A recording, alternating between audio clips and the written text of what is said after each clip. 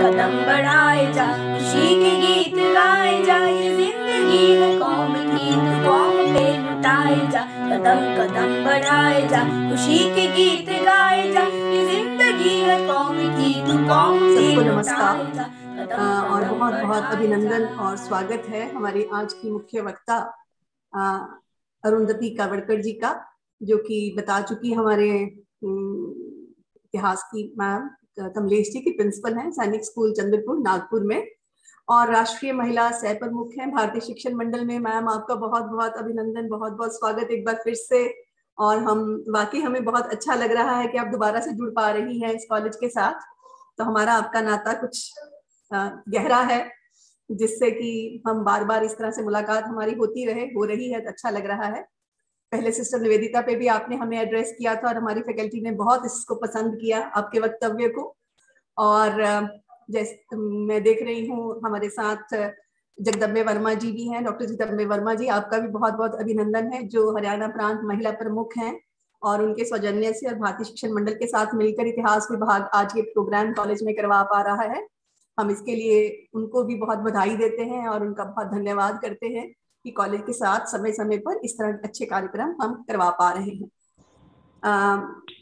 जैसा कि बात अभी हम कर रहे थे, मैं तो याद कर रही थी कि सारा महीना हमारा बहुत अच्छे पर्व मनाए हमने। कल हमने लाला लाजपत राय जी की जयंती मनाई, जो कि एक और बड़े उच्च कोटि के देशभक्त रहे, और उन्होंने भी अपनी पूरा सर्वस्व जो है वो देश के लिए न्यौछावर कर दिया फ्रीडम स्ट्रगल के लिए। हमने पीछे विवेकानंद जी की भी जयंती मनाई, और इसके साथ ही गुरु गोविंद सिंह जी का जन्मदिन भी इसी महीने में रहा। तो देखिए, किसी ना किसी तरीके से इन शहीदों ने अपने देश के लिए और राष्ट्रवादी इनकी बहुत गहरी फीलिंग्स रही और सर्वस्व अपना जो है सेक्रीफाइस किया।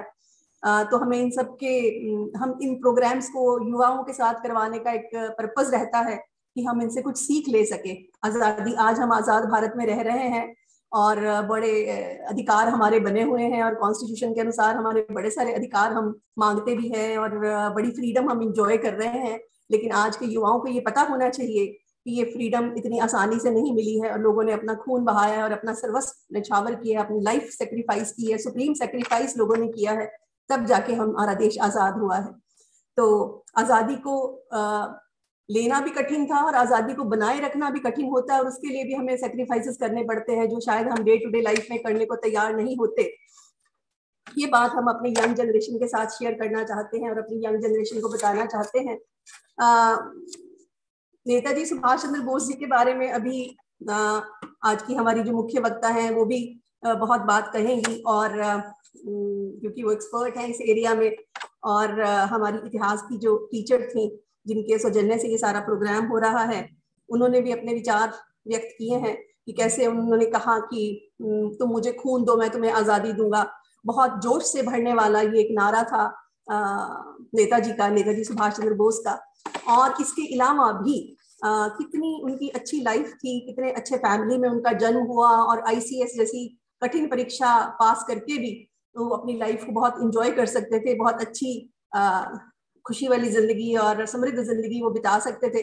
लेकिन उन्होंने अपने परिवार को छोड़ के और किस तरह से INA का गठन किया, और इतिहास की वो टीचर हैं तो मैं तो उनकी बात से एग्री ही करूंगी कि INA का असर, INA की जो फौज उन्होंने तैयार की, उसका महात्मा गांधी जी के जो सारे नॉन कोऑपरेशन और सिविल डिसोबीडियंस वाली मूवमेंट थी, उससे भी ज्यादा असर वो समझ रही हैं कि अंग्रेजों को जो भयभीत कर दिया वो INA की फौज ने कर दिया। तो ये बहुत एक देश के लिए हमारे इम्पोर्टेंट कंट्रीब्यूशन रहा है। ऐसे शहीदों को हम भूल नहीं सकते हैं और हमें टाइम टू टाइम याद करना है। और 125वीं उनकी जयंती हम मना रहे हैं, और सरकार ने इसको पराक्रम दिवस के रूप में मनाने की बात की है। तो हमारा ये मैं चाहती हूँ कि बच्चे इस बात को समझ सके कि क्या चीज थी उन वीरों के अंदर, उन शहीदों के अंदर, उन स्वतंत्रता सेनानियों के अंदर, कि जो उन्हें मोटिवेट कर रही थी कि वो अपना देश के लिए कुर्बान हो जाए, देश के लिए लाइफ अपनी लगा दे, कुर्बान कर दे। उन्होंने कहा कि आसानी से कोई चीज नहीं मिल सकती है, हमारे अंदर एक ही इच्छा होनी चाहिए, वो है मरने की इच्छा, ताकि भारत जी सके। क्योंकि हमें पता है फॉरेन रूल किसी को पसंद नहीं आता, कोई भी स्लेव बन के रहना नहीं चाहता। तो वो चीज उनको कितनी डिस्टर्ब कर रही थी। वो कह रहे हमारे अंदर एक ही इच्छा होनी चाहिए, और वो मरने की इच्छा, ताकि भारत जी सके। एक शहीद की मौत मरने की इच्छा, ताकि स्वतंत्रता का मार्ग शहीदों के खून से प्रशस्त हो सके। उन्होंने कहा कि ये हमारा कर्तव्य है कि हम अपनी स्वतंत्रता का मोल अपने खून से चुकाएं। हमें अपने बलिदान और परिश्रम से जो आजादी मिलेगी, हमारे अंदर उसकी रक्षा करने की ताकत भी होगी। इसका मतलब है कोई चीज हमें ऑन ए प्लेटर मिल जाती है तो शायद हम उसकी कोई आसानी से मिल जाती है तो हम उसकी कदर भी नहीं करते। तो जो सेक्रीफाइस करके और खून देके अपना आजादी मिलेगी, हम फिर उसकी रक्षा करने के लिए भी हमारे अंदर ताकत आ जाएगी। और उन्होंने कहा कि मैं भी इतना कॉन्फिडेंट नहीं था, लेकिन जब से मैंने कष्ट देखे हैं, जब से मैंने भारतवासियों के कष्ट देखे हैं, भारत के कष्ट देखे हैं, तो मेरे अंदर एक स्ट्रेंथ आ रही है, मेरे अंदर एक ताकत आ रही है। तो हमें स्टूडेंट्स को, टीचर्स को मैं सबको जो बात कहना चाहूंगी वो यही, ज्यादा तो मैम बात करेंगी, लेकिन लाइफ में जब भी कोई परेशानी आए तो उसे घबराने की बात नहीं है, वो हमें एक स्ट्रेंथ देती है और स्ट्रेंथ फाइट करने की होनी भी चाहिए। और अपने लक्ष्यों को प्राप्त करने की हमें हमारे अंदर एक जिज्ञासा होनी चाहिए, हमारे अंदर एक कामना होनी चाहिए, डिजायर होनी चाहिए। कष्ट आएंगे भी, लेकिन उन कष्टों से हमने लड़ना है। और उन्होंने बोला कि असफलता भी कई बार सफलता का पिलर होती है, कि अगर किसी चीज से हमें निराशा भी हुए, हमारी सक्सेस ना भी मिले, तो भी हमें वेट करनी चाहिए, पेशेंस रखनी चाहिए, क्योंकि असफलता आएगी और उसके बाद सफलता भी होगी, जीत भी मिलेगी। और वो बात उनकी सिद्ध हुई। इतने लोगों ने खून बहाया अपना, अल्टीमेटली जाके हमें स्वतंत्रता मिली। चाहे वो नहीं देख पाए उस स्वतंत्रता की घड़ी को, और उस स्वतंत्र वाले देश में वो नहीं जी पाए, लेकिन उन सबकी स्ट्रगल की वजह से, उन सबके सेक्रीफाइसेस की वजह से आज हम इंडिपेंडेंट कंट्री में हैं। तो हम नमन करते हैं नेताजी सुभाष चंद्र बोस जी के बलिदानों को। तो मैं बहुत बहुत आज धन्यवाद कर रही हूँ मैम अरुंधति कावड़कर जी का, और मैम जगदम्बे वर्मा जी का, और सारे भारतीय शिक्षण मंडल का, इतिहास विभाग का भी, और हमारे कॉलेज के जितने छात्र और छात्राएं और टीचर्स जुड़े हुए हैं, कि हम इन सारी जो अच्छी हमारे सामने व्यक्तित्व रहे हैं, जो बहुत प्रशंसनीय इन्होंने काम किए हैं, हम उनसे कुछ सीख सके और अपनी जिंदगी में हम भी अपने सेल्फ से थोड़ा सा ऊपर उठ के कुछ सेक्रीफाइस की भावना में आ सके और कुछ देश के लिए करने की कोशिश रखें, जज्बा रखें। आप सबका बहुत बहुत वेलकम है और बहुत बहुत धन्यवाद है।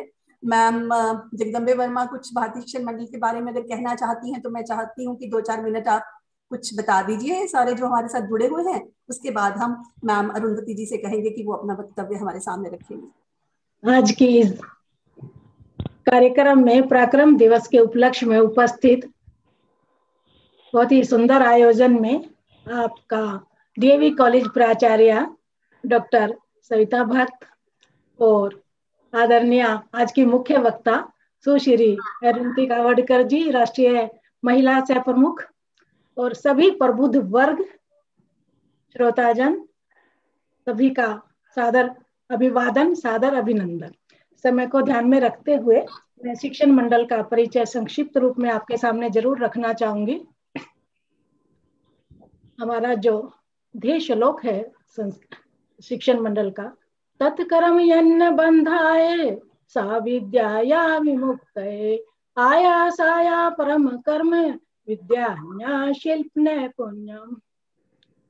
कर्म वही है जो बंधन में ना बांधे, विद्या वही है जो मुक्त करे, बाकी सब कर्म निरर्थक है और बाकी सब अध्ययन मात्र कारीगरी है। भारतीय शिक्षण मंडल की स्थापना 1969 में रामनवमी के दिन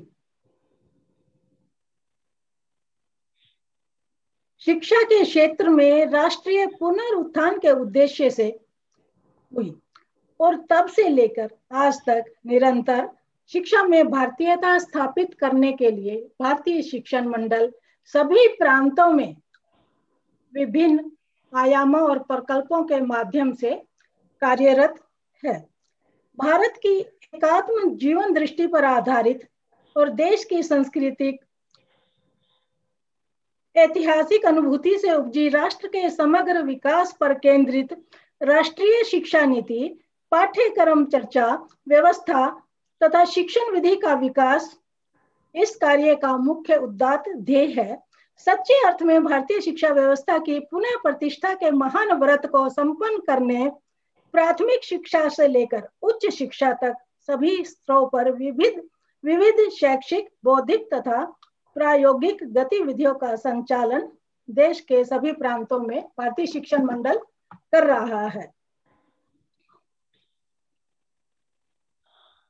भारतीय शिक्षण के विभिन्न जो है प्रकल्प के माध्यम से और विभिन्न आयामों के माध्यम से अनेक क्षेत्रों में अपने कार्य के लिए प्रयासरत है, जैसे अनुसंधान, प्रबोधन, प्रशिक्षण, प्रकाशन, संगठन। ये विभिन्न आयाम है। अनुसंधान, भारतीय शिक्षण मंडल भारत के शिक्षा जगत में अनुसंधान के उद्देश्य, दृष्टि तथा पद्धति में समग्र रूपांतर के लिए निरंतर प्रयासरत है।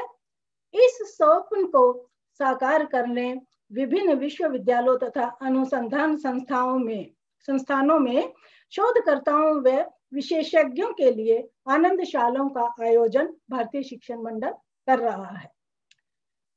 प्रबोधन के क्षेत्र में नीति निर्धारकों, शिक्षकों तथा सामान्य जनता के लिए भारतीय शिक्षा व्यवस्था के लिए विभिन्न आयामों पर प्रबोधन कार्यक्रमों का आयोजन किया जाता है।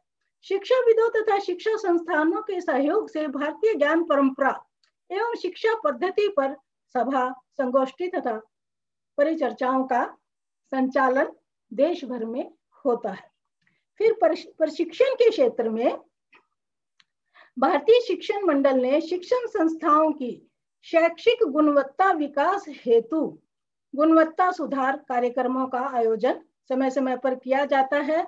शिक्षकों के लिए शिक्षक स्वाध्याय, आनंदशाला विद्यालय व महाविद्यालयों के सहयोग से आयोजित किया जाता है। अभिभावकों के लिए अभिभावक उद्बोधन तथा विद्यालय प्रबंधन हेतु संस्था चालक परामर्श अन्य विशिष्ट कार्यक्रम है जो शिक्षा संस्थान के राष्ट्रीय दायित्व बोध को दृढ़ करने में योगदान देते हैं। फिर है प्रकाशन। प्रकाशन के क्षेत्र में स्थायी परिणाम हेतु शैक्षिक कार्य में समर्थ प्रकाशन विभाग अत्यावश्यक है। इसलिए शिक्षण मंडल सुव्यवस्थित अनुसंधान तथा विशेषज्ञों के पुनरावलोकन के बाद भारतीय जीवन दृष्टि के प्रसार हेतु संदर्भ साहित्य का प्रकाशन करता है।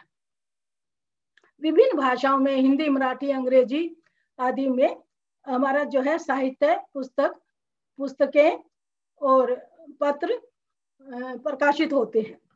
फिर संगठन। भारतीय शिक्षण मंडल जो है साप्ताहिक वैचारिक एकत्रीकरण मंडल शिक्षण मंडल की नियमित एक कार्य पद्धति है। संगठन के ध्येय के नित्य स्मरण एवं कार्यकर्ता निर्माण हेतु इसका संचालन मंडल की सभी इकाइयों में अनिवार्य रूप से किया जाता है। प्रति सप्ताह 4 से 12 सदस्य एकत्रित आते हैं और विभिन्न शैक्षिक विषयों पर कम से कम 1 घंटा चर्चा करते हैं। फिर इसके बाद जो है हमारे प्रकल्पों के माध्यम से जो कार्य है, विभिन्न प्रकल्प हैं, जैसे महिला प्रकल्प है, युवा आयाम है, गुरुकुल प्रकल्प है, शालेय प्रकल्प है और शैक्षिक प्रकोष्ठ है। तो इन माध्यमों से महिला प्रकल्प में हम सब जुड़ते रहते हैं कार्यक्रमों में, जिसका उद्देश्य है कि परिवार बने पाठशाला। प्रत्येक बालक की माता ही प्रथम गुरु होती है और परिवार बने पाठशाला इस सूत्र को ध्यान में रखते हुए नई पीढ़ी के लालन पालन एवं शिक्षा में भारतीय जीवन दृष्टि को समाहित करने हेतु महिला प्रकल्प विभिन्न गतिविधियों का नियोजन करता है, जिनका संचालन मातृशक्ति के द्वारा किया जाता है। युवा आयाम का जो वर्ग है, यह आयाम उच्च शिक्षा के छात्र, युवा अध्यापक व उद्यमियों को लक्षित करता है। युवाओं में शुद्ध राष्ट्र भाव के साथ शैक्षिक तप को संस्कारित कर बौद्धिक योद्धा तैयार करने हेतु विभिन्न गतिविधियों की रचना की जाती है। फिर है एक गुरुकुल प्रकल्प। गुरुकुल प्रकल्प भारतीय शिक्षा पद्धति का आदर्श रहा है। शुरू से ही गुरुकुल पद्धति हमारी वर्तमान में युगानुकूल स्वरूप में गुरुकुलों की पुनः प्रतिष्ठा हेतु तथा प्रकल्प में मुख्यतः 3 कार्य विशेष रूप से किए जाते हैं। वर्तमान में प्रचलित विविध गुरुकुलों को संगठित कर आपसी परामर्श करना और युगानुकूल आदर्श गुरुकुलों की स्थापना करना, विकास करना, नवीन गुरुकुलों की स्थापना में सहयोग एवं मार्गदर्शन करना और भविष्य में गुरुकुलों हेतु आचार्य निर्माण के वर्ग का संचालन करना। तो आप अपनी क्षमता एवं अभिरुचि के अनुसार किसी भी कार्य क्षेत्र को चुनकर भारतीय शिक्षण मंडल के साथ में जुड़ सकते हैं। इस प्रकार भारतीय शिक्षण मंडल पूरे भारतवर्ष में सभी प्रांतों में, अपने क्षेत्र में निरंतर अपना कार्य करने में लग्न है और हम सब भी उसमें अपनी आहुति डालने का प्रयास कर रहे हैं। सभी को नमन। मैं अपनी वाणी को विराम देती हूँ। धन्यवाद। बहुत बहुत जगदम्बा, बहुत अच्छे से आपने भारतीय शिक्षण मंडल की जो सारी फिलॉसफी है, जिस दर्शन को लेके वो चल रहे हैं, उससे आपने अवगत करा दिया सबको। आपका बहुत बहुत धन्यवाद। और आप भी, मुझे पता है, बहुत मसरूफ रहती हैं इनके कामों में और जुड़ी रहती हैं भारतीय शिक्षण मंडल के साथ और बहुत निष्ठा के साथ ये काम कर रही हैं। आपका बहुत बहुत अभिवादन। मैं अब इसके बाद ज्यादा टाइम ना लेते हुए, एक तो मैं देख रही हूँ हमारे सीनियर मैनेजमेंट से हमारे मार्गदर्शक हैं डॉक्टर दीवी सेठी जी, उन्होंने भी ज्वाइन किया हुआ है इस प्रोग्राम को। मैं उनका भी बहुत बहुत वेलकम करती हूँ और थैंक्स कहती हूँ। सर, आप हमेशा हमें ब्लेसिंग्स देते हैं और हमारी गाइडेंस देते हैं हमें इन प्रोग्राम्स को ज्वाइन करके। आपका बहुत बहुत अभिवादन और अभिनंदन है, वेलकम। और ज्यादा टाइम ना लूज करते हुए मैं अरुंधति मैम से अब कहूंगी कि नेताजी सुभाष चंद्र बोस जी की लाइफ और उनकी डीड्स के ऊपर हमारे साथ शेयर करें अपने विचार। हमारे स्टूडेंट्स और बहुत सारे टीचर्स बहुत ईगर हैं आपको सुनने के लिए। मैम अरुंधति जी।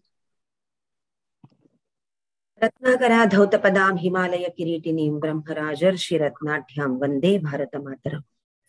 आपकी और मेरी उपास्य देवता महान मंगल भारत माता आज इस विश्वामित्रीय प्रतिसृष्टि में उपस्थित, इसको आभासी ना बोलते हुए मैं हमेशा प्रतिसृष्टि बोलती हूँ, तो इस प्रतिसृष्टि पर उपस्थित डीएवी कॉलेज की प्रिंसिपल मैम सविता जी, हमारी जगदम्बे जी, सभी महानुभाव यहाँ पर उपस्थित सभी श्रोतागण, आपको मेरे शत शत प्रणाम। सूत्र संचालिका ने भी नेताजी सुभाष चंद्र बोस जी की जीवनी पर प्रकाश डाला है। मैं चाहूंगी कि उसमें कुछ जो पॉइंट्स आए हैं पहले उनको मैं थोड़ा सा छोड़कर एक पीपीटी भी आपके साथ शेयर करना चाहती हूँ कि जो सुभाष चंद्र बोस जी के पूरे जीवनी पर आधारित है। जो मैं नेताजी सुभाष चंद्र बोस के विषय में सोचती हूँ, पढ़ती हूँ, तो हर समय मेरे नजर के सामने बंकिम चंद्र चट्टोपाध्याय जी की आनंद मठ ये उपन्यास होती है। शायद आनंद मठ उपन्यास को आपने पढ़ा होगा। जिन्होंने इतिहास का अध्ययन किया है उन्होंने तो पढ़ा ही होगा, लेकिन जिन्होंने इतिहास का अध्ययन नहीं किया है, मतलब गहराई से नहीं किया है, लेकिन अपने स्कूली शिक्षा में हमने जरूर किया है। वंदे मातरम ये राष्ट्रगान हमें पता है। वंदे मातरम जिस आनंद मठ में ग्रथित है, उस आनंद मठ को हमने जरूर पढ़ना चाहिए। तो हम समझ लेंगे कि कोई भी देश जब परवशता में होता है, कोई भी देश पर जब परचक्र होते हैं, तो वही क्षण होता है उनके स्वातंत्र आंदोलनों की शुरुआत का, प्रारंभ का। स्वातंत्र युद्धों की शुरुआत उसी क्षण से होती है जिस क्षण ये परचक्र आता है और परचक्र को अनुभव करने लगते हैं वहां के लोग। जब तक कि ये अनुभव के स्तर पर नहीं आता है तब तक स्वातंत्र युद्धों को उस प्रकार से, उस गति से शुरुआत जरूर नहीं होती है, लेकिन परचक्र का वही क्षण होता है स्वातंत्र युद्ध की शुरुआत का। तो 1857 का 1857 में जो स्वातंत्र समर हुआ था, जिसको पहले तो अभी भी हमने अपनी किताबों में लिखा हुआ है कि विद्रोह, मतलब जो अंग्रेजों की भाषा है वो अभी भी वैसे की वैसे हम यूज करते जा रहे हैं, क्योंकि वो अभी भी हम वो कोलोनाइज्ड स्टेट में ही है। तो डीकोलोनाइजेशन जैसे जैसे होते जाएगा वैसे वैसे अपनी भी भाषा बदलेगी। तो जिसको विद्रोह बोलते हैं वो, जिसको बंड बोलते हैं वो, उसको हमने स्वातंत्र समर बोलना चाहिए। स्वातंत्र वीर विनायक दामोदर सावरकर जी ने रखा था सबके सामने 1857 का स्वातंत्र समर, उनकी किताब का नाम है, शीर्षक है। तो ये जो स्वातंत्र समर हुआ था उसके भी पूर्व, अभी हम अमृत महोत्सव मना रहे हैं स्वतंत्रता का, तो उसमें ये सब शोध चल रहे हैं, सब अनुसंधान चल रहे, चलने भी चाहिए, ये शोध हमने करने भी चाहिए। स्वतंत्रता किसी भी देश को, भारत जैसे इतने बड़े देश को जब स्वतंत्रता मिलती है तो स्वतंत्रता इतनी आसानी से नहीं मिलती है। तो हर किसी को हर कोने में जब स्वतंत्रता का वो एक भाव जगता है तब स्वतंत्रता आंदोलन चलते हैं और तब स्वतंत्रता हम पा सकते हैं। तो कितने कितने लोगों का उसमें कंट्रीब्यूशन है, कितने लोगों की इसमें सहभागिता है, कितने कितने लोगों ने अपनी पूरी जिंदगी उसके लिए दी है, प्राणार्पण भी किया है। उन सब का जो इतिहास है वो इतिहास एक बार संकलित कर कर वो इतिहास अगली पीढ़ी को बताना, सबको बताना, सब नागरिकों को बताना, उनको पता होना ये आवश्यक है। ये स्वतंत्रता के अमृत महोत्सव ने हर एक कॉलेज में मैडम करना चाहिए, हर एक कॉलेज में करना चाहिए, क्योंकि स्वतंत्रता आंदोलन में बहुत से लोगों ने भाग लिया, सहभागिता दी थी। उन सबके हर किसी का नाम, अब तो इतिहास मतलब इतने आगे आ चुके हैं तो हर किसी का नाम तो नहीं आएगा, लेकिन कुछ लोगों के इतिहास जो अभी है पता हो सकते हैं। तो ऐसे जो पूरे एविडेंसेस है वो सब हमने कलेक्ट करनी चाहिए। अमृत महोत्सव में ये हर एक महाविद्यालय को, विद्यालय को जरूर करना चाहिए। मैं आनंद मठ की बात कर रही थी, जब मैं आनंद मठ की बात कर रही थी तो मैंने ये बताना चाहिए कि स्वतंत्रता, ये जो स्वातंत्र्य समर है 1857 का, उसके पहले भी यहाँ पर संतानों का एक आंदोलन हुआ था, संतानों का युद्ध हुआ था। जो अपने हाथ में तलवारें लेके हुए घोड़ों के ऊपर सवार होते, घुड़सवारी करके वो हरे मुरारे मधु कैटभारे बोलते बोलते अपने मातृभूमि के लिए मर मिटने के लिए तैयार होते थे। उनका ही पूरा कथा भाग जो है, उनकी कथाएं इस आनंद मठ में ग्रथित है।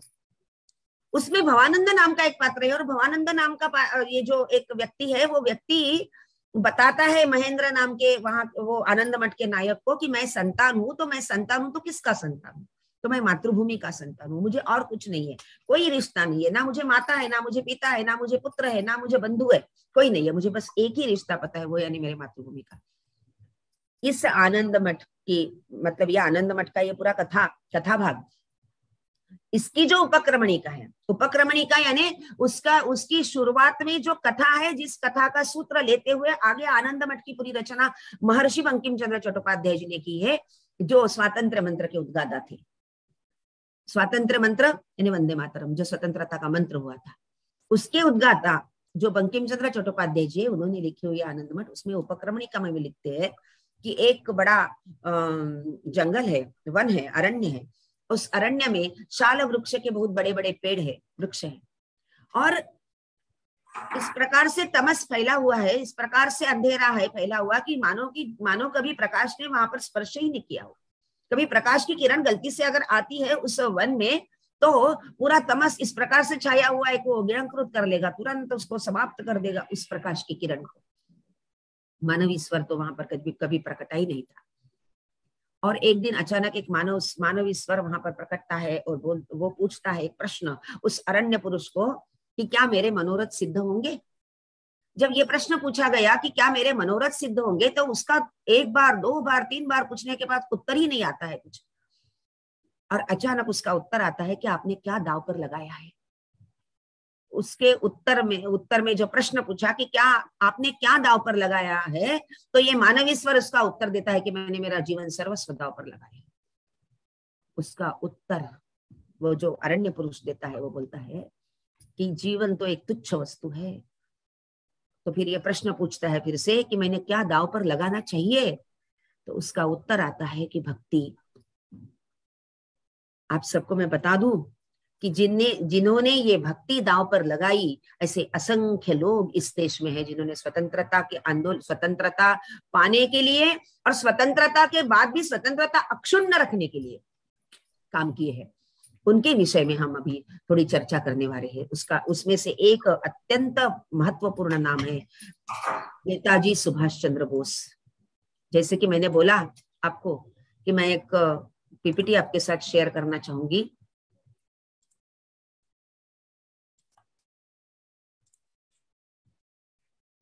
सुभाष चंद्र बोस, इनको भारतीय योगी कहा गया है।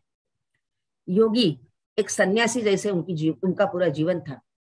जैसे मैंने संतानों की बात कही कि संतान तो ऐसे थे कि जिनको कोई दूसरा रिश्ता था ही नहीं, वो तो अपनी मातृभूमि के लिए बस मर मिटने के लिए तैयार थे। वैसे ही सुभाष चंद्र बोस ऐसे थे कि वो अपने भारत भूमि के लिए मर मिटने के लिए तैयार थे। दूसरी और एक महत्वपूर्ण बात मैं बता दूं आपको कि मूलतः बचपन से ही उनकी वृत्ति सन्यासी की थी। उनकी वृत्ति ऐसी थी कि वो कुछ पाना नहीं चाहते थे, बस हमेशा देना चाहते थे। छोटे से थे सुभाष चंद्र, सुख वस्तु परिवार के थे, मतलब ये परिवार ऐसा था कि उनकी माँ बड़ी गर्भश्रीमंत घर से आई थी और उनके पिताजी भी सरकारी वकील थे, सरकारी नौकरी में थे, तो बड़े अच्छे थे घर के। लेकिन हमेशा वस्तुओं का उपभोग लेने की इच्छा इनके मन में सुभाष चंद्र बोस जी के नहीं रहती थी, लेकिन उनका मन जो है वो मन लोगों के लिए, जो गरीब है उनके लिए हमेशा ये मन में हमेशा करुणा रहती थी। केवल इस बात के लिए यहाँ पर भारतीय योगी ये लिखा नहीं है। तो हमेशा बचपन से उन्होंने प्रश्न पूछा अपने माँ को कि क्या माँ, मेरे जीवन का उद्देश्य क्या है? क्योंकि बचपन में ही ये आनंद मठ जैसे, मतलब बंकिम चंद्र चट्टोपाध्याय जी का साहित्य, फिर स्वामी विवेकानंद, रामकृष्ण परमहंस, इनके सभी विचारों से प्रभावित थे, इनके जीवनी से वो प्रभावित थे।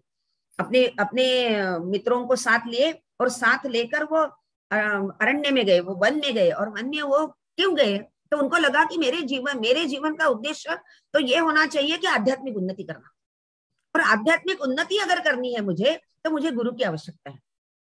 इसलिए वो गुरु को ढूंढते हुए वन भटके, अपने दोस्तों के साथ भटके। अपने जीवन का उद्देश्य क्या है? तो ये जो है ये सन्यासी उनकी वृत्ति है, पहले से सन्यासी वृत्ति होती है। क्या होती है सन्यास वृत्ति? सन्यास को मैं हमेशा इस प्रकार से डिफाइन करती हूँ कि भोगों की पूर्ण क्षमता जिसके अंदर है, भोगों का संपादन करने की क्षमता है, उन्होंने भोगों को संपादन करने के बाद भोगों का किया हुआ संपूर्ण परित्याग, उसको बोलते हैं सन्यास। मतलब मेरे अंदर भोगों की, मैं भोगों को संपादित नहीं कर सकता, मैं यश को संपादित नहीं कर सकता, तो मैंने किया हुआ यश का त्याग, उसको कुछ अर्थ नहीं है। लेकिन यश की संपूर्ण संभावनाएं मेरे अंदर है, यश को मैं संपादन करता हूं या करती हूँ, उसके बाद मैं यश का किया हुआ पूरा परित्याग है। उस पर्वत के उस शिखर पे से जब सब भोगों को, सब संभावनाओं को छोड़कर आदमी निकलता है, तब उसको बोलता है संन्यस्त। इस प्रकार से संन्यस्त थे। 23 जनवरी 1897 कटक में, उड़ीसा में उनका जन्म हुआ। उड़ीसा में उनके पिताजी वहां पर कार्यरत थे। और आपको सबको पता है, अभी बताया गया कि जानकीनाथ बोस और प्रभावती देवी, ये प्रभावती देवी जो है, ये प्रभावती देवी एक सरल और मतलब अपने बच्चों के ऊपर बहुत प्रेम करना और उनको हमेशा प्रेरित करना अच्छे कामों के लिए, ऐसी ये महिला थी। एक मुझे थोड़ा सा अभी याद आ रहा है, इसलिए बता रही हूँ कि चित्तरंजन दास, जिनको मतलब बाद में उन्होंने चित्तरंजन दास जी को एक पत्र लिखा था, और उस पत्र में उनके बाद, उसका उत्तर आने के बाद वो भारत आए थे और भारत में उन्होंने इंडियन नेशनल कांग्रेस ज्वाइन किया था। उनकी जो मतलब चित्तरंजन दास की जो पत्नी वासंती देवी, प्रभावती देवी, उनको हमेशा बोलती थी कि मैंने तो सुभाष को जन्म दिया है, लेकिन आप उनकी माँ हो। वासंती देवी के साथ, जो वासंती देवी भी बड़ी एक प्रभावशाली ऐसी महिला थी।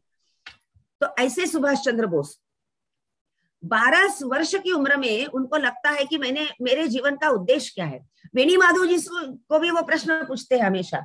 जिस वेणी माधव जी का अभी उल्लेख हुआ कि उनके शिक्षक थे, उनको वो हमेशा प्रश्न पूछते थे अलग अलग, और हमेशा भारत के इतिहास के ऊपर उनकी चर्चा चलती थी। और उन्होंने एक दिन प्रश्न पूछा कि गुलाम जिसको बोलते हैं, गुलाम क्या होता है?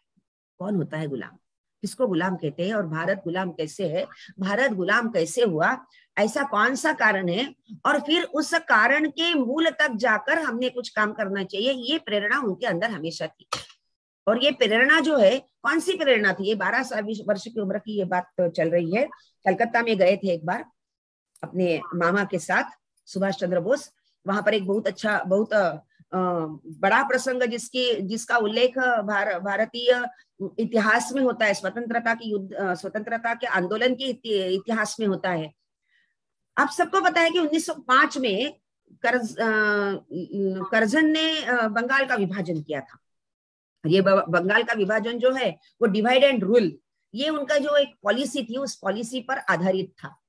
ये विभाजित लोगों को विभाजित करना, ये केवल उद्देश्य था उसका। धर्म के आधार पर करना, पंथ के आधार पर करना। ऐसे करने से 1897 में जो हुआ था कि सब मिलकर उन्होंने युद्ध लड़े थे, वो फिर से नहीं होना चाहिए, ये अंग्रेज सरकार का उद्देश्य है। और ये नहीं होना चाहिए, ये उद्देश्य होने के कारण फिर लोगों में फूट हो और लोग अलग अलग हो, लोग पंथ के आधार पर, धर्म के आधार पर सोचते रहे और अंग्रेजों के खिलाफ फिर एक ना हो। कब इस प्रकार से पूरा षड्यंत्र रचा गया 1905 में। जैसे मैंने अभी भी बोला, इसके पहले ही बिल्कुल शुरुआत में बोला था कि परवशता का जो क्षण होता है वही स्वतंत्र युद्ध की शुरुआत होती है। वैसे वंग भंग हुआ और एक बहुत ही अच्छी घटना इस देश में हुई। मैं अच्छी घटना इसलिए बोल रही हूँ क्योंकि 1875 में वंदे मातरम लिखा गया। आनंद मठ में वो 80-82 के कालखंड में वो ग्रथित भी हुआ। लेकिन वंदे मातरम इस भावना से प्रेरित नहीं थे लोग। वंदे मातरम ये स्वतंत्रता का अभी तक मंत्र नहीं बना था। मतलब बंकिम चंद्र चट्टोपाध्याय अपने मित्र को लिखते हैं कि इस देश को तो केवल वंदे उदरम ही पता है।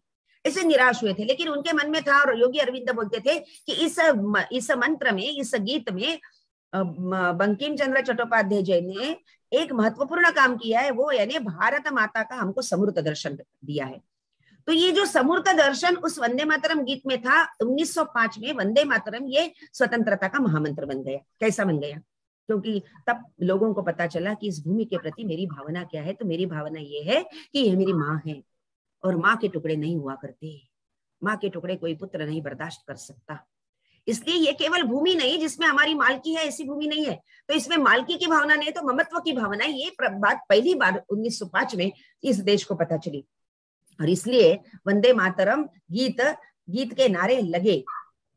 उसी इसमें जब वंदे मातरम का इतिहास हम बताते हैं, उसमें एक सुशील कुमार सेन जो है, उसका नाम बड़े गौरव के साथ लिया जाता है। 15 साल का ये बच्चा, और 15 साल का ये बच्चा जिसको किंग्सफोर्ड ने एक दंड दिया था, क्योंकि वो एक इंग्लिश सोल्जर के साथ भिड़ गया। इंग्लिश सोल्जर अपने भारतीयों के विषय में बहुत ही घृणास्पद पद्धति से बोल रहा था, और उसके ऊपर ये भिड़ गया। तो किंग्सफोर्ड ने इसको दंडित किया और बताया इसको 15 कोड़े, ये भी भर बाजार में चौक में लगाए जाएंगे। 15 साल का ये सुशील कुमार सेन एक एक कोड़े के बाद चिल्लाकर बोल रहा था वंदे मातरम, वंदे मातरम। और ये दृश्य, क्योंकि सुशील कुमार सेन ने जो काम किया था ये, और उसके बाद जो उसको जो दंडित किया गया, सुभाष चंद्र बोस जी तो खुदीराम बोस जी से प्रेरणा ले चुके थे पहले ही। मतलब खुदीराम बोस जैसे लोगों से, हेमंत सरकार उनके मित्र थे, अनुशीलन समिति के बहुत सारे क्रांतिकारों के साथ उनके संबंध थे,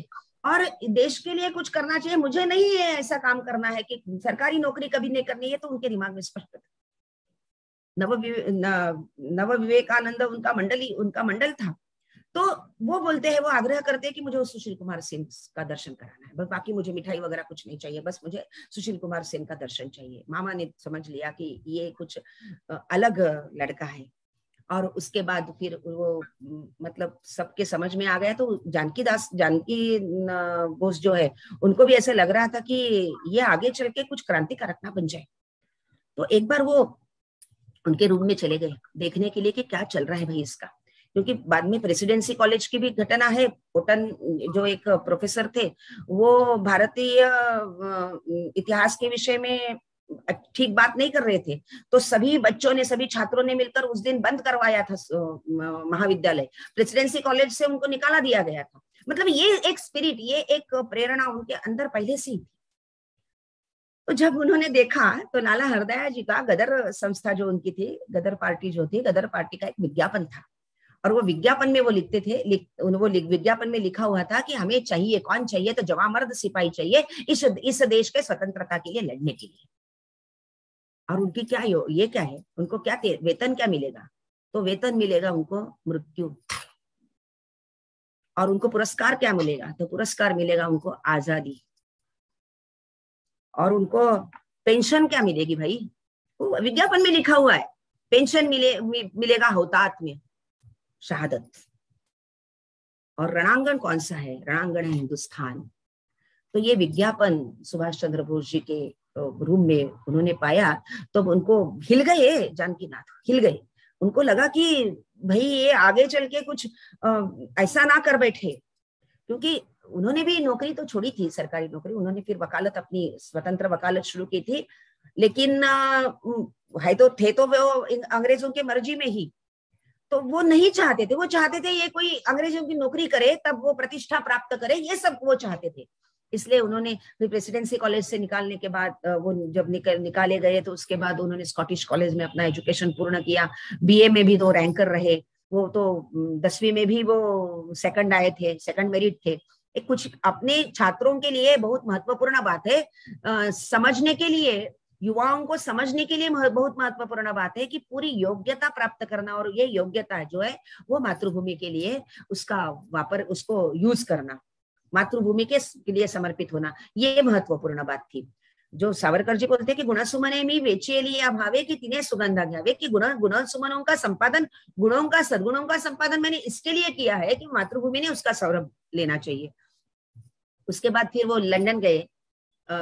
इंग्लैंड में जाने के बाद उन्होंने वो ICS की परीक्षा दी और उस परीक्षा में भी चौथे मेरिट आए।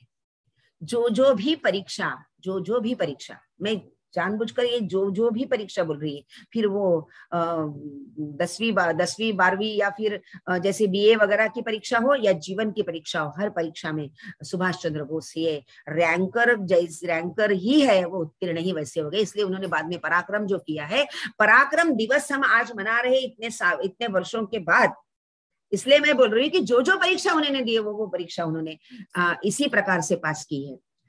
ICS परीक्षा करने के बाद, क्योंकि जब वो निकले थे तब हेमंत सरकार को उन्होंने पत्र लिखा था कि मैं तो मतलब हेमंत सरकार को बताया भी था मैं इंग्लैंड जा रहा हूँ। जब इंग्लैंड जा रहा हूँ ये पता चला तो उनको लगा कि कहीं ये अपनी प्रतिज्ञा तो नहीं भूल गए, क्योंकि प्रतिज्ञा तो उन्होंने ली थी और प्रतिज्ञा भूल गए हैं। ये जा रहे हैं इंग्लैंड, फिर ये पढ़ के आएंगे, पढ़ के आने के बाद यहाँ पे सरकारी नौकर बनेंगे, सर बनेंगे, राय बहादुर बनेंगे, ऐसे अलग अलग पुरस्कार प्राप्त कर लेंगे और अपनी प्रतिष्ठा प्राप्त कर लेंगे। देखो ICS की परीक्षा, इंडियन सिविल सर्विसेज की परीक्षा, यानी एक ऐसी परीक्षा थी कि सभी प्रकार के भोग, सभी प्रकार के सुख उनके पास मौजूद रहने वाले थे और एक अलग प्रतिष्ठा उनके समाज में होने वाली थी, क्योंकि तब बहुत सारे लोग ऐसे भी थे जब अंग्रेजों की नौकरी यानी एक लब्ध प्रतिष्ठा इसे समझते थे। और ऐसे इसमें वो उसका त्याग करना, मैं नौकरी तो नहीं करूंगा, हाँ मैंने अधिकार को सिद्ध किया है, हाँ मैंने मेरी बुद्धिमत्ता को सिद्ध किया है। क्योंकि इंग्लैंड में जाने के बाद, जैसे सावरकर जी भी तब गए थे इंडिया हाउस में रहते, तब उनका एक जो उद्देश्य था वो उद्देश्य यही था कि वहां जाकर कुछ अभ्यास करें, वहां जाकर जागतिक इतिहास का अभ्यास करें। तो वैसे तो इतिहास का अभ्यास सुभाष चंद्र बोस जी ने भी किया था। ये दोनों, जैसे सावरकर जी या सुभाष चंद्र बोस, एक अंतरराष्ट्रीय क्रांतिकारक है, उनको उसी पद्धति से समझ लेने की आवश्यकता है। हमको बहुत बार ऐसा होता है कि हम उसे समझते नहीं है। तो उन्होंने वहां से चित्तरंजन दास को पत्र लिखा। चित्तरंजन दास बड़ा स्नेह रखते थे, बाद में मतलब जब ज्वाइन किया उन्होंने, चित्तरंजन दास के साथ आए वो, नेशनल कॉलेज में बाद में वो प्राचार्य के रूप में भी काम किया है उन्होंने। ये सब चित्तरंजन दास जी के साथ उन्होंने बहुत काम किया है। इसलिए मैंने जो अभी बोला कि वासंती देवी तो उनकी माँ जैसी थी। उन्होंने पत्र लिखा और उनको बोला कि मैं आपके साथ काम करना चाहता हूँ। छोड़ दिया इंग्लैंड, वापस आए भारत वापस आने के बाद वो गांधी जी से मिले और चित्तरंजन दास जी से मिले और उनके साथ उन्होंने काम करना शुरू किया। लेकिन उन्होंने जब इंग्लैंड में थे तब उन्होंने जो जागतिक इतिहास का अभ्यास किया तो उन्होंने देखा कि बाकी देशों में अपनी क्रांति कैसी की है, बाकी देशों ने अपनी क्रांति कैसी की है, राज्य क्रांतियां कैसी हुई है, कैसे अपनी अपनी स्वतंत्रता उन्होंने प्राप्त की है। तो इटली को ऑस्ट्रिया से के जो वर्चस्व था ऑस्ट्रिया का, उससे मुक्त करने के लिए गैरिबल्डी, मैजिनी, इन लोगों ने जिस प्रकार से काम किया वो सब जीवन चरित्र उनके सम्मुख थे, उनके सामने थे और उनसे एक अलग प्रेरणा उनको निरंतर मिल रही थी। इस प्रेरणा को भी हमने समझ लेना चाहिए। और तब उन्होंने जो पूरे दुनिया का अभ्यास किया, हो सकता है कि उसके बीज उनके अंदर रहे, तो इसलिए बाद में उन्होंने जो आजाद हिंद सेना का जो काम किया है और भारतीय स्वतंत्रता के लिए उनका जो कार्य है आजाद हिंद सेना का, और सरकार के फिर बाद में पंतप्रधान भी वो बने, तो ये सब समझ लेने के लिए वो प्रेरणा हमने समझ लेनी चाहिए। एक बात मैंने आपको बताना चाहिए कि जब मैं सुभाष चंद्र बोस जी का इतिहास पढ़ रही थी तो फिर तब तो इतिहास में तो बाकी सब बातें, वहां किस प्रकार से आंदोलन चल रहा था, गांधी जी का आंदोलन कैसे चल रहा था, असहकार का आंदोलन कैसे चल रहा था, फिर लोकमान्य तिलक जी का जो 1905 में वंगभंग हुआ, जब बंगाल का विभाजन हुआ, तो उन्होंने जो चतुसूत्री बताई थी, उस 4 सूत्र में एक सूत्र स्वराज्य था पहला, उसके बाद फिर राष्ट्रीय शिक्षण था, राष्ट्रीय शिक्षा, तीसरा था फिर स्वदेशी और चौथा था विदेशी कपड़ों पर, विदेशी वस्तुओं पर बहिष्कार। और मुझे वो याद आ रहा था पूरा, मतलब मैं सुभाष चंद्र बोस जी का ये पूरा अध्ययन कर रही थी, तब मुझे स्वतंत्र वीर सावरकर जी का भी पूरा चरित्र मेरे नजर के सामने था। तब 1905 में जब पुणे में पहली होली विदेशी वस्तुओं, विदेशी कपड़ों की स्वतंत्रवीर विनायक दामोदर सावरकर जी ने की, और उसका विरोध गांधी जी तब थे दक्षिण अफ्रीका में, वहां से उन्होंने विरोध किया था। उन्होंने बोला था कि बहिष्कार जो है, किसी चीज को जलाना जो है वो हिंसा है, मैं हिंसा का विरोध करता हूँ। मैं जब अभी पढ़ रही थी तो 1 अगस्त 1921 में गांधी जी ने आह्वान किया और विदेशी कपड़ों की होली की, और ये था पहला स्मृति दिन लोकमान्य बाल गंगाधर तिलक जी का। और उस होली के सामने सुभाष चंद्र बोस जी ने एक शपथ ली थी इस मातृभूमि के विमोचन की। ये भी हमने समझ लेनी चाहिए कि तब लोकमान्य तिलक जी का वो होली के सामने, मतलब इधर होली की ज्वाला चल रही है, वो आकाश को जाकर भिड़ रही है, और वहां उतना ही तेजस्वी, उससे भी ज्यादा तेजस्वी लोकमान्य बाल गंगाधर तिलक जी का, स्वतंत्र वीर सावरकर जी का, फिर इन सभी लोगों के भाषण चल रहे हैं, श्रीमती परांजपे का भाषण चल रहा है। वो दृश्य मेरे नजर के सामने है। और अभी गांधी जी को, मतलब कुछ साल के बाद क्यों ना हो, लेकिन उनको समझ में आ गई ये बात कि ये सब करना पड़ेगा इस देश के लिए। और उसी होली के सामने उन्होंने, सुभाष चंद्र बोस जी ने वो शपथ ली थी इस देश की स्वतंत्रता के लिए लड़ने की। वो बंगाल राष्ट्रीय कांग्रेस के अध्यक्ष, फिर उन्होंने इंडियन नेशनल कांग्रेस ज्वाइन किया। 1924 में वो अखिल भारतीय युवा कांग्रेस के अध्यक्ष बने। उसके बाद जैसे कि उन्होंने अलग अलग समाचार पत्र का, स्वराज नाम के समाचार पत्र का उन्होंने शुभारंभ किया। उसके बाद उन्होंने वो फॉरवर्ड पत्रिका के संपादक बने। ये सब काम इस देश के लिए उनके चले। फिर वो मौका आ गया और वो क्षण आ गया जब वो बड़े एक बहुत महत्वपूर्ण नेता बने इंडियन नेशनल कांग्रेस के। और इस ऐसे नेता बने, कितना जन समर्थन उनको मिला। मैं जब सुभाष चंद्र बोस जी के जीवनी का विचार करती हूँ तो एक ऐसे व्यक्ति थे कि जिन्होंने एक योद्धा के रूप में आजाद हिंद सेना के सेनापति के रूप में काम किया है, प्रत्यक्ष शस्त्र हाथ में लिए है, सशस्त्र क्रांति की है, उसमें भी वो उतने ही प्रभावी थे जितने वो प्रभावी जन आंदोलन में थे। एक व्यक्ति जन आंदोलन में भी प्रभावी होता है, वो युद्ध में, प्रत्यक्ष युद्ध में भी प्रभावी होता है। ऐसे बहुत कम मौके होते हैं और ऐसे बहुत कम व्यक्ति होते हैं दुनिया में। उनमें से विरल व्यक्तियों में से एक व्यक्ति सुभाष चंद्र बोस जी है। वो उनका पराक्रम है। मैं पराक्रम हम पराक्रम दिन के रूप में इसको मनाते हैं, तो समझ लेना चाहिए कि उनके पराक्रम कौन कौन से। मैंने जैसे बोला कि जो परीक्षा उनके सम्मुख थी, वो हर परीक्षा उन्होंने अत्यंत श्रम पूर्वक, कष्ट पूर्वक और अत्यंत संकल्प पूर्वक उन्होंने पास की है। फिर वो 10वीं की परीक्षा रहे, मतलब ये सभी प्रेरणा लेकर लोगों के लिए काम करते करते भी वो काम करना और उसमें भी वो नंबर पाना, उस प्रकार से यश पाना कि जो सामान्य व्यक्ति को संभव ही नहीं था कभी, वो भी एक पराक्रम है। एक छोटे से बच्चे के लिए वो भी एक पराक्रम है।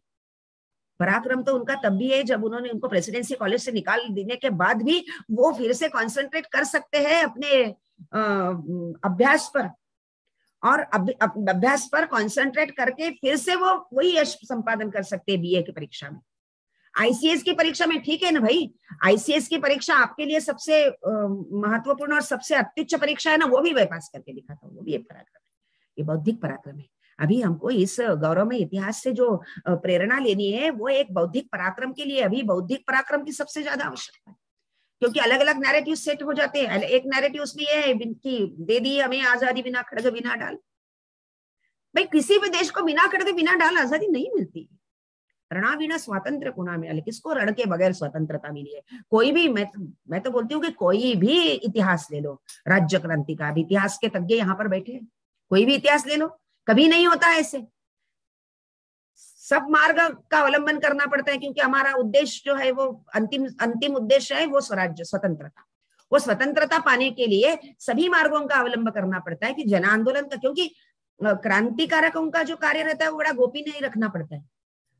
प्रत्यक्ष, जैसे सुभाष चंद्र जी ने प्रत्यक्ष अपनी सेना लेकर आए, वो और एक आह्वान देकर, उन्होंने एक चैलेंज देकर वो आए। घोषित युद्ध था वो घोषित युद्ध जब होता है वो अलग बात है, लेकिन क्रांतिकार सशस्त्र क्रांति जो होती है वो इस प्रकार से घोषित युद्ध नहीं होता है। और इस प्रकार से अघोषित युद्ध जो होते हैं, क्रांतिकारकों का जो कार्य होता है वो बड़ा गोपनीय कार्य होता है। वो जनसामान्य को इतनी गोपनीयता नहीं जमती।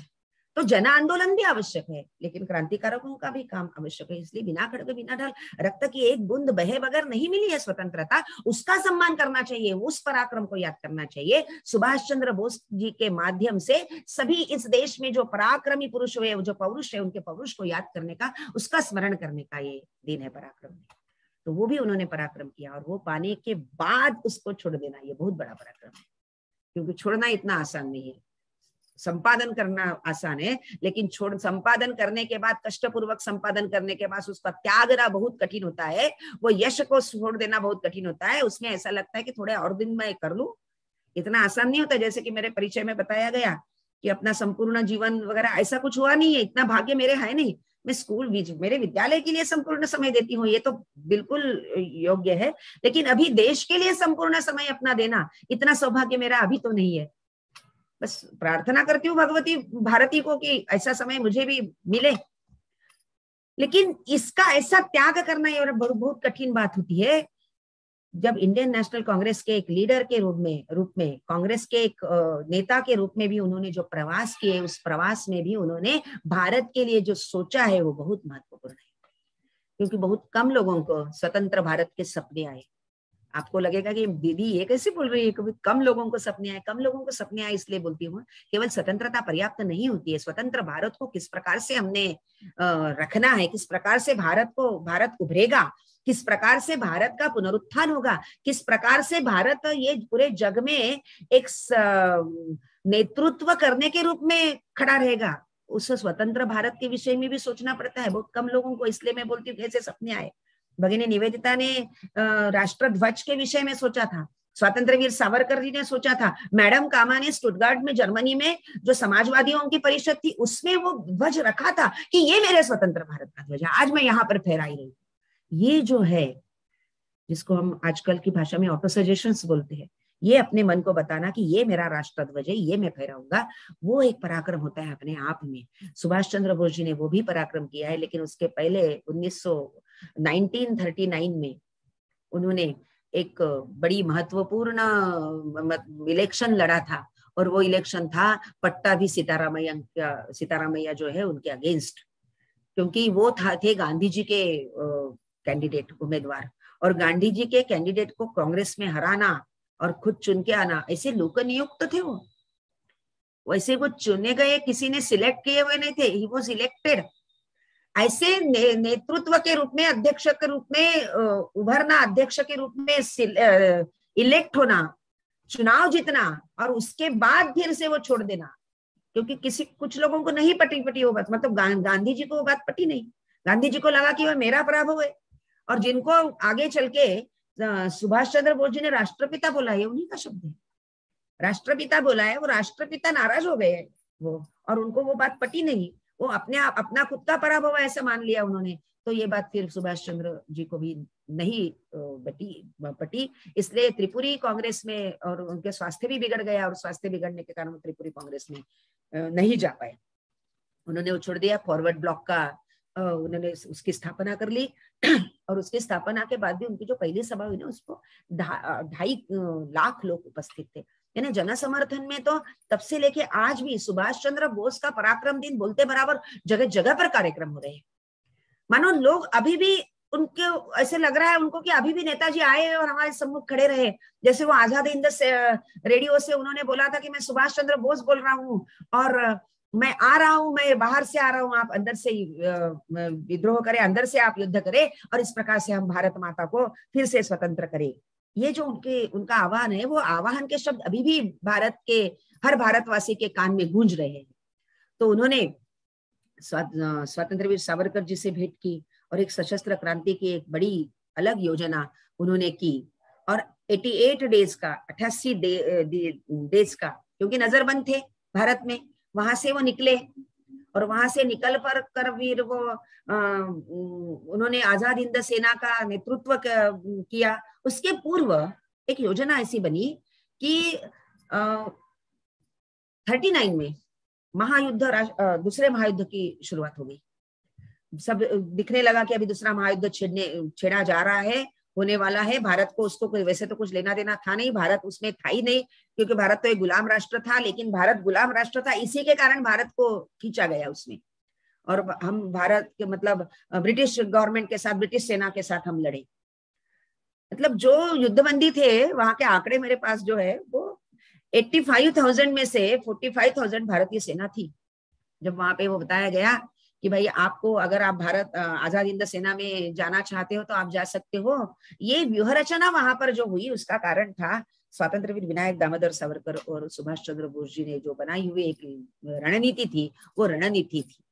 और उस रणनीति के तहत इन्होंने सावरकर जी ने यहाँ पर आह्वान किया कि आप सेना में सेना को ज्वाइन कर दो, और सेना को ज्वाइन कर कर आप शस्त्र ब्रिटिशों से लो, बंदूकें लो, और वहां पर जाकर आप युद्धबंदी सरेंडर कर दो, आप युद्धबंदी के रूप में आजाद हिंद सेना ज्वाइन करो। और आजाद हिंद सेना वो वहां पर उन्होंने आजाद हिंद सरकार की स्थापना की, अंडमान निकोबार जीत लिए।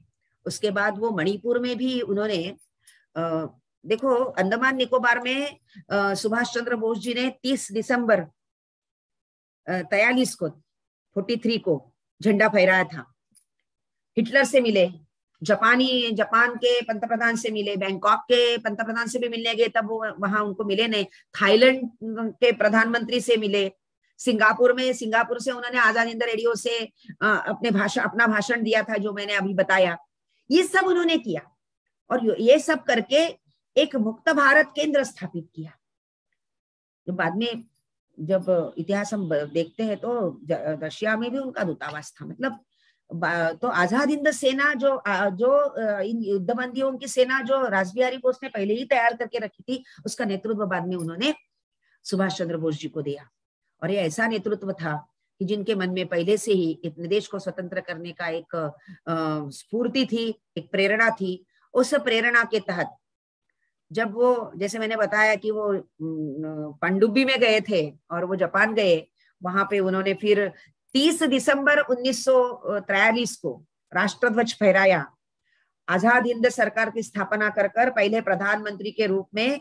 देखो ये बहुत महत्वपूर्ण है कि वहां पे अगर वो यशस्वी होते तो स्वतंत्रता एक अलग प्रकार से हमें मिलती। एडी लोकनाथन, उनको अंडमान निकोबार के आजाद हिंद सरकार के प्रथम गवर्नर के रूप में उन्होंने घोषित भी किया, उनको वहां पे अपॉइंट किया, और ये सब उन्होंने किया। तो आजाद हिंद सरकार के प्रधानमंत्री के रूप में उनको जापान, जर्मनी, इटली, जो मतलब जो दूसरा महायुद्ध है, जो एक तरफ जापान, इटली, जर्मनी ये थे, और दूसरी तरफ ये फ्रांस, रशिया और अमेरिका वगैरह, इंग्लैंड ये थे। तो ये जो उनका है ये पराक्रम है, 30 दिसंबर को राष्ट्रध्वज वहां पे फहराना और वहां पे अपनी सरकार की स्थापना करना और प्रधानमंत्री के रूप में वहां पर लोगों को संबोधित करना। और इतना ही नहीं, तो मणिपुर में मोइरांग यहाँ 24 अप्रैल 1944 में उन्होंने तिरंगा लहराया, जिसको भारत की मुख्य भूमि बोलते हैं। भारत की मुख्य भूमि पर भी उन्होंने झंडा लहराया था। ये उनके पराक्रम थे। तो इस प्रकार से ये सभी पराक्रम उन्होंने किए। बस थोड़ा, तब युद्ध में तो होता ही है, हार जीत की चलती है। बाद में पूरी स्थिति बदली दूसरे महायुद्ध की, और उस स्थिति में जापान पर फिर बॉम्ब डाले गए अमेरिका की तरफ से, और फिर नेताजी सुभाष चंद्र बोस जो हमारे मतलब चलो दिल्ली उनका नारा था, और दिल्ली आकर उनका जो सपना था वो सपना उनके साथ हम पूरा नहीं कर पाए। लेकिन युद्ध में हार जीत से केवल पराक्रम नहीं तोले जाते। इतिहास में उनका केवल उन्हीं का नाम लेना कि जिनका नाम हमको मतलब जिसको बोलते कि हाँ बस इन्हीं का नाम हम लेंगे, ऐसे सिलेक्टिव नहीं होता है ना इतिहास किसी देश का। जैसे हम बोलते हैं महिम्न स्तोत्र में है, रुचि नाम वैचित्र्यात् रुजुकुटिल नाना पथजुषान् नृणाम एको गम्यस्त्वमसि पयसाम अर्णवैव, जिसका इस महिम्न स्तोत्र के इस श्लोक का उल्लेख सर्वधर्म परिषद में स्वामी विवेकानंद जी ने किया था 11 सितंबर 1893 में। ये वो श्लोक है जो बोलता है कि छोटे बड़े सभी प्रवाह जो है वो प्रवाह मिलते हैं उसी अर्णव को। रुचि नाम वैचित्र्यात्, हर एक रुचि हर किसी के रुचि के अनुसार रहते हैं वो। इसलिए हमारी देवता भी अलग रहती है, तो हर किसी का मार्ग अलग रहेगा, लेकिन सभी मार्गों का सम्मान करना एक भारतवासी के रूप में हमारा कर्तव्य है। हम केवल असहकार आंदोलन, हम केवल सत्याग्रह ऐसे नहीं कर सकते उसका सम्मान। हमें हर उस प्रयत्न का सम्मान करना चाहिए जो प्रयत्न आजाद हिंद सेना के रूप में सुभाष चंद्र बोस जी ने किया, भगत सिंह, राजगुरु सुखदेव ने सशस्त्र क्रांति के रूप में किया, फिर जन आंदोलन के रूप में महात्मा गांधी जी ने किया। इसी सभी के कारण हमको स्वतंत्रता मिली है। लेकिन जब ट्रांसफर ऑफ पावर का ये चला, मतलब सुभाष चंद्र बोस जी का जो आजाद हिंद सेना और आजाद हिंद सरकार, इसका जो प्रभाव है, वो प्रभाव कितना था ये मैं आपको थोड़ा सा बता दूं। क्योंकि जो अभियोग लाल किले में चला था शाहनवाज, गुलबख्श और प्रेम सहगल इनके ऊपर, और इसमें जब वो एक टेलीग्राम आई थी लाल किले में अंग्रेज गवर्नमेंट को, तो उसमें उन्होंने बताया था कि सब जगह पे आजाद हिंद सेना के नारे लग रहे हैं, अभी सब परिस्थिति बहुत कठिन हो चुकी है, अभी यहाँ ये जो अभियोग है वो अभियोग रोक देना चाहिए। तो जिन्होंने ट्रांसफर ऑफ पावर का ये जो बिल है, वो बिल ब्रिटिश गवर्नमेंट में पास किया, उनके विषय में थोड़ा सा मैं बता दूं। एटले ने ये हाउस ऑफ कॉमन्स में रखा था ये बिल, और तब क्लेमेंट एटली को कंजर्वेटिव पार्टी के कुछ सदस्यों ने प्रश्न पूछे कि भाई अभी अचानक आपको क्यों ऐसे लग रहा है कि हिंदुस्तान को स्वतंत्रता देनी चाहिए, अभी ऐसा क्या हुआ? तो उन्होंने बोला कि अभी हम हिंदुस्तान अभी एक ज्वालामुखी के मुख पर बैठा है। कौन है वो ज्वालामुखी? वो ज्वालामुखी था सुभाष चंद्र बोस और उनकी आजाद हिंद सेना। जब एटली प्रधानमंत्री नहीं थे और उनका 5 साल का समाप्त होने के बाद वो भारत आए थे, तब भारत में पश्चिम बंगाल के गवर्नर थे पीबी चक्रवर्ती जी ने उनको प्रश्न पूछा कि आप मुझे बताओ कि गांधी जी का जो भारत छोड़ो आंदोलन है 1942 में, वो तो मतलब रहा नहीं था, उसका उतना प्रभाव भी नहीं रहा था, फिर 1947 को आपको अचानक ऐसे क्यों लगा कि भारत को स्वतंत्रता देनी चाहिए? तो उन्होंने उसका उत्तर ऐसा दिया कि कारण थे, कुछ आर्थिक कारण भी था, लेकिन उसमें सबसे महत्वपूर्ण कारण था सुभाष चंद्र बोस और उनकी सेना आजाद हिंद सेना। फिर उनको और एक प्रश्न पूछा था पीबी चक्रवर्ती जी ने, वो उनको पूछा कि भाई मतलब उन्होंने ये बताया अपने उत्तर में कि हिंदी सैनिक जो है उनके ऊपर विश्वास नहीं रखा जा सकता था। देखो, जिस सेना के साथ अंग्रेजों ने काम किया, सेना के बल पर काम किया, मतलब सेना के बल पर लोगों को गुलाम रखा, जालियनवाला बाग जैसे हत्याकांड किए, वो सेना अभी उनकी नहीं रही। वो सेना को, जैसे मैंने बोला ना कि वंग भंग के समय 1905 में इस देश को पता चला कि ये भूमि हमारी माँ है। वैसे सुभाष चंद्र बोस जी के ये आंदोलन के कारण, इस आजाद हिंद सेना के कारण, और आजाद हिंद सेना का जो आवाहन था, वो आवाहन के कारण ये सेना को पता चला, सेना के मन में ये उर्मी जगी, सेना के मन में ये प्रेरणा जगी कि मैंने इस भूमि के लिए काम करना है। जो राजनिष्ठा थी, वो राजनिष्ठा का ट्रांसफर हो गया, राजनिष्ठा का ट्रांसफॉर्मेशन हुआ, राजनिष्ठा अब परिवर्तित हो गई भूमि निष्ठा में, राष्ट्रनिष्ठा में। और जब राष्ट्र निष्ठा प्रकट होती है तो वो ऐसी एक आंधी होती है, ऐसा एक तूफान होता है, वो किसी भी बीच में कोई भी ऑब्स्टेकल आए वो नहीं मानती उसको। इस प्रकार से वो एक तूफान सा तैयार हो गया था, और अभी वो सैनिक उनके नहीं ले रहे। इसलिए नेवी हो या फिर भू सेना हो या कोई, सभी सेना में इस प्रकार से विद्रोह हुआ कि अभी वो अंग्रेजों की रही नहीं तो किसके भरोसे वो राज्य करने वाले थे। और ये परिस्थिति जिसने निर्माण की, उसका नाम था, उस पराक्रम का नाम था नेताजी सुभाष चंद्र बोस। एटली को फिर प्रश्न पूछा पीबी चक्रवर्ती जी ने कि भारत छोड़ो आंदोलन का कितना असर हुआ आपके इस निर्णय में? तो उन्होंने शब्द उच्चारे, एक एक अक्षर को उन्होंने ये किया, धीरे धीरे बोले, मिनिमल, बहुत ही कम। इस इतिहास को, इस तेजस्वी इतिहास को हमने समझ लेना चाहिए। और मैं मैडम से निवेदन करूंगी कि इस प्रकार से इस अमृत महोत्सव में ये गौरवशाली इतिहास जो है अपने छात्रों को अवगत कराना ये अपना सबसे महत्वपूर्ण कार्य है। और भारतीय शिक्षण मंडल ये ऐसा इतिहास, गौरवमय इतिहास बच्चों को पता चले, इसके लिए कार्यरत है, इसके लिए हम प्रयासरत है। हमारा जो मतलब जिसका मैं काम करती हूँ वो महिला प्रकल्प, पहला प्रकल्प तो परिवार बने पाठशाला में बच्चों को ये गौरवमय इतिहास बताए माताएं, ऐसा हमेशा आह्वान माताओं को करती हूँ। वही आह्वान मैं आप सबके यहाँ पर जितने शिक्षक उपस्थित है उन सभी शिक्षकों को करती हूँ और उन सभी छात्रों को भी करती हूँ कि गौरवमय इतिहास का अभ्यास करे और केवल अभ्यास ना करते हुए ये इतिहास अगली पीढ़ी को बताए और वो इतिहास से प्रेरणा लेकर हमारे मातृभूमि के लिए हमारे सभी कर्तव्यों का वहन करे और जितना हो सके उतना हमारा समर्पण हम दे। उस समर्पण के लिए ये माता हमें जो पुरस्कार देगी वो होगा विश्वगुरु वंदना माता का। ये माँ हमारी विश्वगुरु जल्दी बने, उसके लिए वो हमें प्रेरणा दे, ऐसी प्रार्थना मातृभूमि के चरणों पर करती हूँ। मेरे वाणी को विराम देती हूँ। धन्यवाद। बहुत बहुत धन्यवाद अरुंधति मैम, बहुत बहुत धन्यवाद। इतना प्रेरणादायक, इतना ओजस्वी, इतना तेजस्वी आपका वक्तव्य। आप जैसा कि बता रही थी हमारी कमलेश जी की फिजिक्स में आपने अपनी पीजी करी है, लेकिन आप हिस्ट्री में इतना गहन आपका अध्ययन है, इतनी आपकी पकड़ है हिस्ट्री के ऊपर, और सारी जो हमारी फ्रीडम स्ट्रगल है, जो हमारे सारे पेट्रियट्स हुए हैं, जो हमारे फ्रीडम फाइटर्स हुए हैं, और बहुत बहुत धन्यवाद आपका। बहुत ही प्रेरणादायक आपका वक्तव्य रहा आज का। और मैं समझती हूँ कि जितने भी हमारे साथी जुड़े हुए हैं कॉलेज से भी और भारतीय शिक्षण मंडल से भी, सभी बहुत प्रभावित हुए हैं आपके इस वक्तव्य से। कॉलेज का हमेशा प्रयास रहता है कि हम अपने गौरवमय इतिहास से जुड़े रहें और इतिहास के पन्नों में जो गलतियां भी हैं और उसको कैसे हम शुद्ध रूप से बच्चों को थोड़ी अच्छी ठीक बातें भी करके बता सकते हैं और उनके साथ साझा कर सकते हैं, हमारा ये हमेशा प्रयास रहता है। और शिक्षण मंडल के साथ मिलकर और आपके जैसे विदुषी के साथ मिलकर हम जरूर इस प्रयास को आगे भी जारी रखेंगे। आपका बहुत बहुत दिल की गहराई से बहुत धन्यवाद। हमारे साथ हमारी मैनेजिंग कमेटी से डीवी सेठी सर जुड़े हुए हैं। सर अगर मेरे को सुन पा रहे हैं तो मैं चाहूंगी कि सेठी साहब, उनकी कुछ तबीयत ठीक नहीं थी, अगर सर आप कुछ कहना चाहेंगे? आप जुड़े हुए हैं शुरू से। मेरी आवाज आ रही है? जी सर, जी।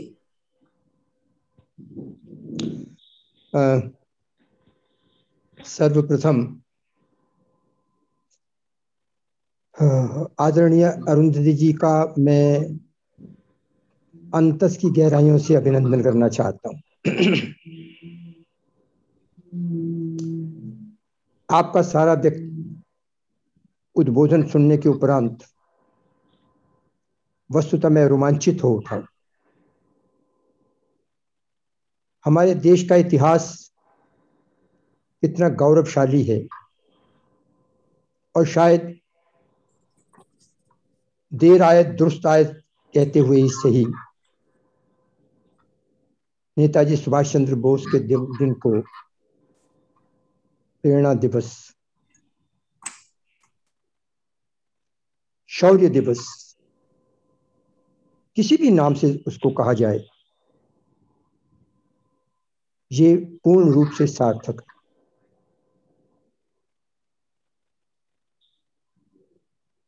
कितनी कठिनाइयों का सामना करने के उपरांत भी उनके मन में एक ही विचार था, माता भूमि पुत्रोहम पृथिव्याः। कौन नहीं चाहता कि हमारा देश स्वतंत्र हो? दो शब्द हैं, परतंत्रता और स्वतंत्रता। गोस्वामी तुलसीदास ने भी कहा था कि पराधीन सपने हूं सुख नाही, परंतु उसके लिए तो फिर किसी न किसी व्यक्ति को एक आदर्श बनकर के हमारे सामने आना पड़ता है, महापुरुष बनकर के हमारे सामने आना पड़ता है। और वह व्यक्तित्व था नेताजी सुभाष चंद्र बोस का। वह दिन कितना चिरकाल तक स्मरण रहेगा कि उन्होंने अपनी मातृभूमि के लिए क्या कुछ नहीं समर्पित किया। सारा जीवन उन्होंने मानो भेंट कर दिया अपनी मातृभूमि के। ये इतिहास साक्षी है कि हमें आजादी जो है, स्वतंत्रता जो है, वो किसी प्लेटर पर रख करके नहीं दी गई। ठीक है, कवि ने कह दिया, बच्चों को पढ़ाया जाता है, पढ़ते भी रहते हैं, गाना भी है, ले दी हमें आजादी बिना खड्ग बिना ढाल, साबरमती के संत तुमने कर दिया कमाल। परंतु मैं उस कवि के इन शब्दों से सहमत नहीं हूं। जरा उन वीरों की सूची को देखिए जिन्होंने अपना बलिदान दे करके इस मकाम को हासिल किया है। बहुत अच्छा निर्णय लिया गया कि 23